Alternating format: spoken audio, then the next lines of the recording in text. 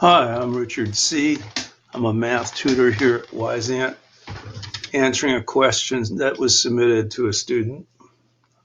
I would imagine that this student is taking Algebra 2 or maybe on honors level Algebra 1, and we're supposed to graph this absolute value function. So I'm just going to start with some background, and then we'll go ahead and do a quick graph. So the general form, and I'm putting this in red because I think it's something that you should memorize. The general form of the absolute value function is y is equal to a times x minus h plus k. The a is going to be the slope. I'll show you that in a second. And h comma k is going to be the vertex.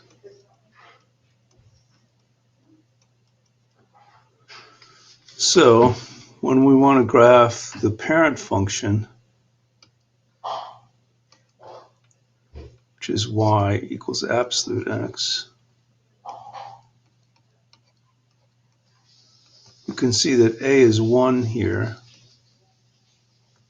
H and k are both 0. And so the graph has a vertex at the origin, and the slope on either side is 1.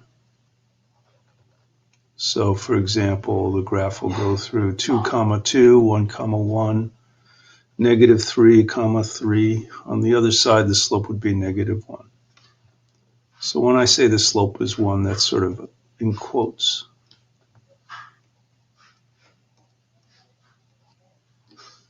Okay, so now we're interested in this graph. And let me change this. Actually, I'm going to put slope in quotes here so I don't get arguments about how technically correct that is or is not. Let's look at the other one, the one that they're giving us, y equals x plus 2 minus 3. So the vertex, first of all, the slope is 1. Put slope in quotes again. The vertex is, this is where it gets a little tricky. You have to be concerned with the sign here. This h is negative 2, you see, because it's x minus h. See, so because it's x minus h, you're actually you're actually subtracting a negative 2. So it's x minus negative 2 gives you x plus 2. It's a little counterintuitive. The vertical shift, this is called the horizontal shift or the horizontal translation, and this is called the vertical translation. The vertical translation is a little more intuitive. It's down 3. So if you want to just memorize something here, you could memorize that the x-coordinate of the vertex. You just have to remember to negate whatever you see. So if you see a positive 2, you just negate it to negative 2. And then we're ready to sketch the graph. So we're going to go negative 2, negative 3 here. And if you want, you could plot some points here. Negative 2, comma, negative 3. And maybe you want to go over 2 here. Go over 2. And then you would go up 2. So it's going to look like that. So this would be 0, negative 1. And you could see if you plug in 0 here, you're going to get 2 minus 3, which is negative 1. And then there's always the cousin over here. And the cousin because it's symmetric about the vertex. So this was right 2, up 2. This will be left 2, up 2. So this would be -4, comma, -1. Here this would be 0, comma, -1. And you can see the symmetry here. If we plug -4 in here, you're going to get 2 minus 3, which is -1.